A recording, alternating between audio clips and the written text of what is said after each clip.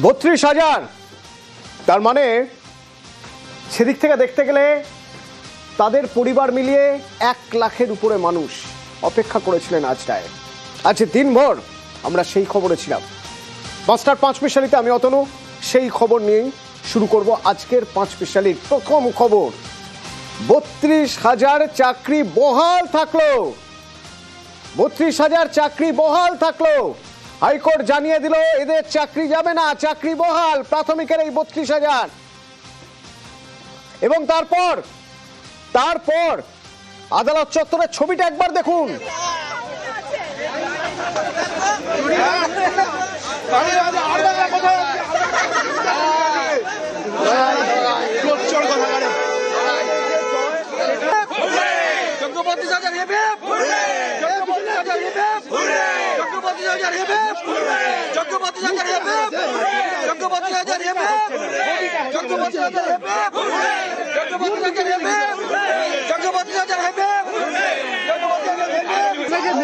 বলা হয় বাঙালির 12 মাসে 13 পার্বণ, আজ বোধ হয় এদের জন্য আরো একটা পার্বণ। কারণ এর মাঝের কয়েকটা বছর অনেকগুলো পার্বণ উৎসবের দিন পার হয়ে গিয়েছে, কিন্তু এদের ঘরে আলো জ্বলেনি, মনে আলো জ্বলেনি, টেনশন কাজ করেছে সব সময়। কি হবে তাহলে? বিচারপতি অভিজিৎ গঙ্গোপাধ্যায়ের রায়ে খারিজ হয়ে গেছিল এদের চাকরি, সেই 32,000-এর চাকরি বহাল হলো।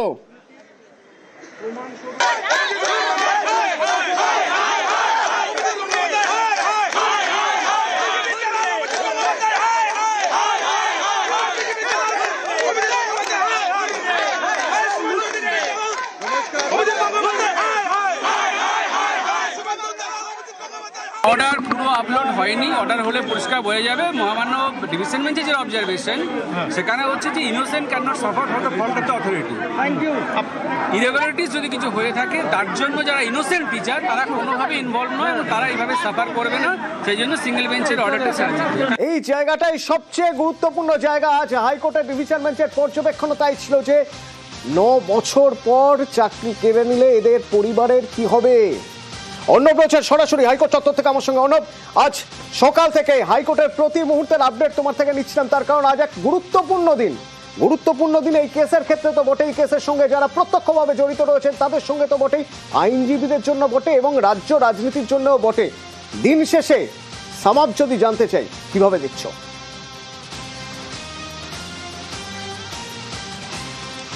দেখো অতনু, গত এপ্রিল মাস থেকে এসএসসির মামলার ক্ষেত্রে যখন 26,000 চাকরি বাতিল হয় সুপ্রিম কোর্টের আদেশে, এবং তারপর যোগ্য অযোগ্য নিয়ে সমাজের আয়নায় যেভাবে একাধিক নিষ্পাপ মুখের ছবি ভেসে উঠেছে, একই রকমভাবে অনেক পরিবারকে দেখতে হয়েছে, তাদের হতাশার ছবি তারা ব্যক্ত করেছেন। সেই জায়গা থেকে আজকের দিনটা কার্যত রাজ্যের প্রত্যেকটা শিক্ষাঙ্গনের কাছে কৌতূহলের ছিল যে আদতেই 32,000-এর ভবিষ্যৎ কী হবে। কারণ 32,000 চাকরি শুধু নয়, তাদের সঙ্গে প্রত্যক্ষ পরোক্ষভাবে প্রায় 1.5 লক্ষ মানুষ যুক্ত, এবং এই মানুষগুলোর কি হবে। এবং এদের চাকরি বাঁচানোর জন্য প্রাথমিক শিক্ষা পর্ষদের হয়ে যারা বেশ কিছু নিদ্রাহীন রাত কাটিয়েছেন, যারা মামলার সঙ্গে যুক্ত ছিলেন, তাদেরও আজকে সাংঘাতিক উৎকণ্ঠার মধ্যে সকাল থেকে কেটেছে জাজমেন্টটা ফাইনালি কি আসবে। এই মুহূর্তে অতনু আমরা রয়েছি প্রাথমিক শিক্ষা পর্ষদের আইনজীবী, যিনি এই মামলার শুরুর দিন থেকে রয়েছেন, এই 2014 টেট বা 2016 নিয়োগ প্রক্রিয়া, রাতুল বিশ্বাস আইনজীবী প্রাথমিক বোর্ডের। তার সঙ্গে আমরা সরাসরি যাব, আজকের পর্যবেক্ষণে তার কাছ থেকে জেনে নেওয়ার চেষ্টা করব। রাতুলবাবু, ধন্যবাদ আপনাকে নিউজ 18 বাংলায়। আজকে ডিভিশন বেঞ্চের পর্যবেক্ষণ কি যদি জানান খুব সংক্ষেপে দর্শকদের উদ্দেশ্যে।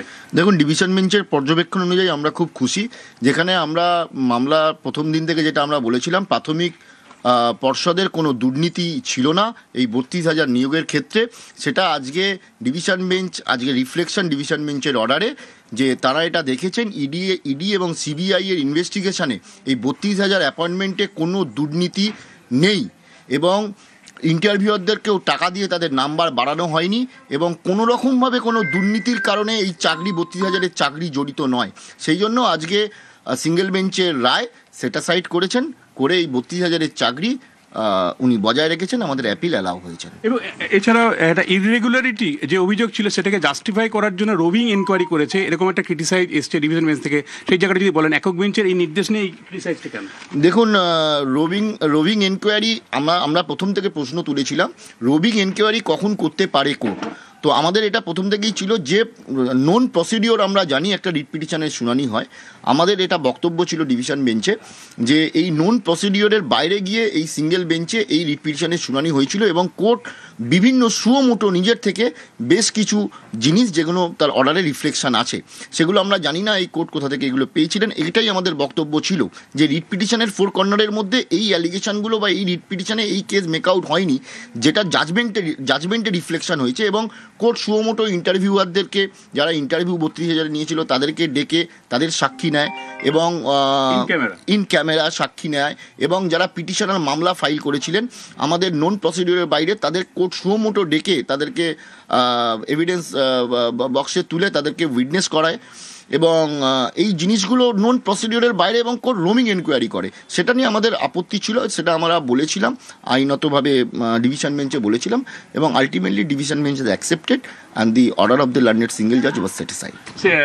ইতিমধ্যেই মূল মামলাকারীরা ইতিমধ্যেই বলছেন তারা সুপ্রিম কোর্টে যাবেন, আপনারা কি প্রস্তুত?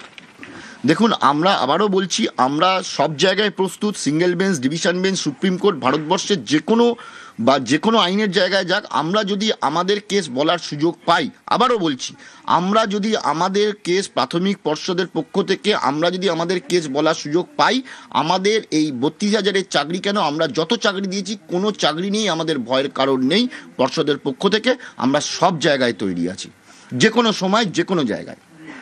অতনু, একেবারে প্রাথমিক শিক্ষা পর্ষদ তারা কিন্তু ইতিমধ্যে কোমর বেঁধে তৈরি হয়ে রয়েছে, কাজে সুপ্রিম কোর্টে মামলা যদি যায়ও সেখানেও তারা আইনি লড়াইকে শেষ দিকে ছাড়বেন এমনটা তারা বলছেন। এবং আমি আবারও যেটা বলছি, দুর্নীতি অনিয়মের অভিযোগ আছে মামলায়, কিন্তু সেই দুর্নীতি অনিয়মের অভিযোগকে প্রমাণ করার জন্য যে প্রামাণ্য নথি, যে অকাট্য যুক্তি বা নথিকে রাখা দরকার, না মূল মামলাকারী না এক্ষেত্রে এজেন্সি তদন্তকারী সংস্থা হিসেবে সিবিআই বা ইডি প্লেস করতে পারেনি। শুধুমাত্র 264 যেটা শুরুর একটা পর্যায়ে এবং দ্বিতীয় 96 জনের নামের তালিকা তারা দিতে পেরেছে। এই চিহ্নিত দাগির বাইরে নতুন কোনো নাম তারা প্রকাশ করতে পারেনি। একটা সিবিআই কোর্টের ট্রায়াল চলছে, অভিযোগের ভিত্তিতে তদন্ত বা তা একটা প্রক্রিয়া চলছে, সেই প্রক্রিয়ার জন্য 32,000-এর চাকরিকে স্যাক্রিফাইস করতে হবে, এটা আদালত বিশ্বাস করে না। এবং 9 বছরের কথা যেটা তুমি শুরুতেই বললে, সেটাও হয়তো আমাদের সমাজের এই মুহূর্তে সব থেকে বড় একটা কণ্ঠ হয়ে দাঁড়িয়েছে। যোগ্য অযোগ্যের ভিড়ে যোগ্যদের যেন বলি না করা না হয়, সেই জায়গা থেকেও হয়তো ডিভিশন বেঞ্চ একটা যত্নশীল তাদের পর্যবেক্ষণ রেখেছে এবং এই 32,000 চাকরি বহাল রেখেছে এবং তাদের বাতিল করা চাকরি সেটা ফিরিয়ে দিয়েছে কলকাতা হাইকোর্ট। ধন্যবাদ অনব, ধন্যবাদ। শুধুই অনুমানের ভিত্তিতে চাকরি খারিজ, ডিভিশন বেঞ্চের পর্যবেক্ষণ, সিঙ্গেল বেঞ্চের রায় যখন খারিজ করছে ডিভিশন বেঞ্চ তখন বলছে যে অ্যাপটিটিউড টেস্ট সহ বেনিয়মের অভিযোগ রয়েছে, কিন্তু তথ্য প্রমাণ ছাড়াই কেন চাকরি বাতিলের নির্দেশ? প্রামাণ্য নথি কোথায়? প্রামাণ্য নথি ছাড়াই 32,000-এর চাকরি খারিজ কেন?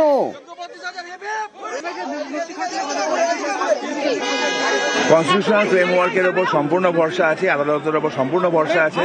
আদালত পেশেন্স হিয়ারিং দিয়েছেন, সব পক্ষকে শুনেছেন, আদালতকে ধন্যবাদ।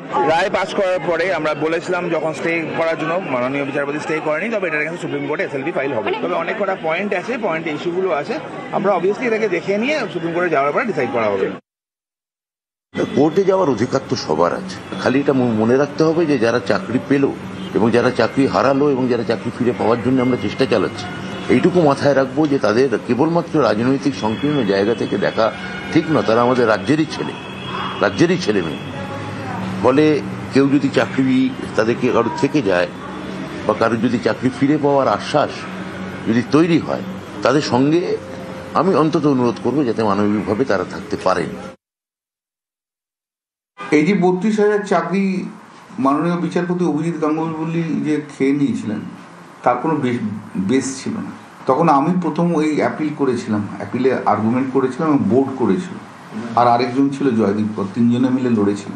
আজকে মাননীয় বিচারপতি তপব্রত চক্রবর্তী এবং মাননীয় বিচারপতি ঋতুব্রত মিত্র অভিজিৎ গাঙ্গুলি জাজমেন্টটাকে সেটাসাইড করে দিয়েছে এবং এই 32,000 লোকের চাকরি রয়েছে এবং তাদের কন্টিনিউ করবে। সিঙ্গেল বেঞ্চ যে বলেছিল করাপশন হয়েছে, সেখানে করাপশনের কোনো প্রমাণ এখানে দেখাতে পারেনি কেউ। 2 নম্বর হয়েছে যা যা প্রিডিং ছিল সেই প্রিডিংয়ের বাইরে চলে গেছে। 3 নম্বর বলেছে 9 বছর ধরে এরা চাকরি করছে, তাদের চাকরি কেড়ে নেওয়াটা কোনো একটা অভিযোগের ভিত্তিতে এটা হবে ইনইকুইটিয়াস।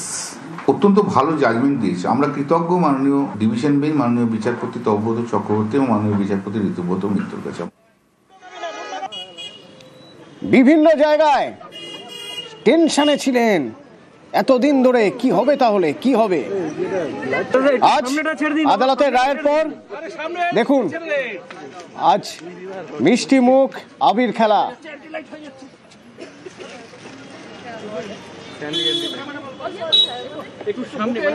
আজকের এই জয় নিয়ে যেটা সবার আগে বলার, প্রথমত যখন 12ই মে ঘটনাটা ঘটেছিল তখনও প্রসেস করতে পারছিলাম না যে এরকম কি হয়, পায়ের তলা থেকে মাটি সরে গিয়েছিল। কখনো ভাবিনি যে এত পরিশ্রমের পরে পাওয়া নিজের পছন্দের যে চাকরি করে আমাদের বলা হলো আমাদের চাকরিটা নাকি নেই। প্রফেশনটাকে একটা রেসপেক্টের জায়গা, শিক্ষকতা, সেই রেসপেক্টটা কোথাও গিয়ে খুব হ্যাম্পার হয়েছে। আশা করব আজকের দিনটাও মনে রাখবেন এই সমাজ মাধ্যমগুলো। আমরা কিন্তু সত্যের সঙ্গে ছিলাম এবং সত্য কোথাও গিয়ে আমাদের হঠাৎ করে একটা জীবন বেরঙিন হয়ে গিয়েছিল। আজকে আমরা আমাদের জীবনে আলো ফিরে পেয়েছি, রং ফিরে পেয়েছি।